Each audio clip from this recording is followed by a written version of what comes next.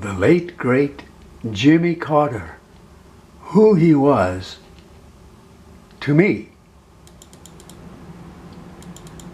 Two great unforgettable things happened to me in 1976 when I was working and living in Phoenix, Arizona. The first one was that in March of that year, I was finally granted citizenship of this great nation, the United States of America. What a blessing it was to finally become an American citizen, especially in 1976, the 200th year of founding of the United States of America. I will cherish this forever until I die. The second unforgettable event in my life happened in September of 1976, also in Phoenix. I was watching the local news and it said that presidential candidate Jimmy Carter was scheduled to make a stop in Phoenix for a short visit. I was quite excited about that because I heard that he was a great man, and so I wanted to see him for myself.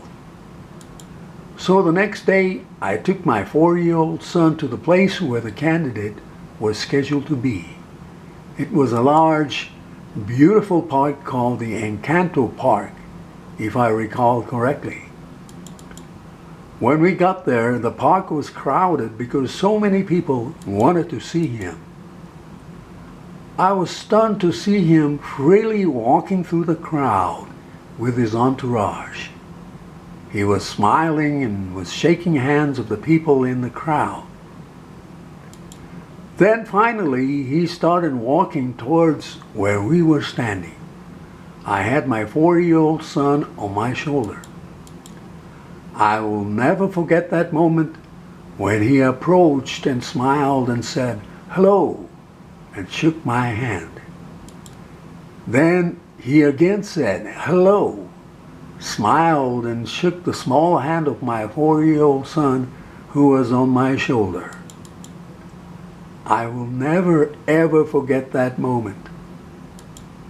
I was so elated about the fact that he actually shook my hand and my son's hand. I felt such warmness in him. I even strongly felt that I was shaking a hand of a saintly man. On January 7, 2025, I watched his funeral service on TV here in Albuquerque. Many folks eulogized him. I cried when listening to what they were saying. I was especially touched by the eulogy given by one of his grandsons.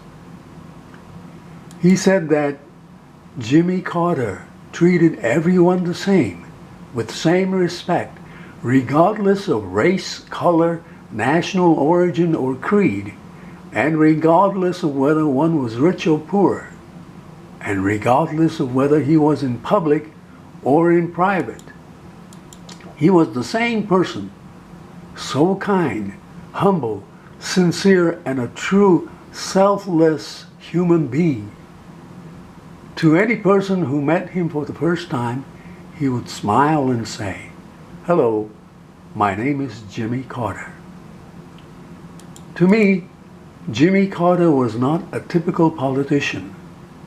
I would even say that he was never a politician. Some say that he was not such a great president, politically speaking, serving only one term. Maybe he wasn't in that sense. But I believe it was because he chose truth, compassion, and humanitarianism above politics. During his presidency, he was faced with making tough decisions, some of which were not politically popular.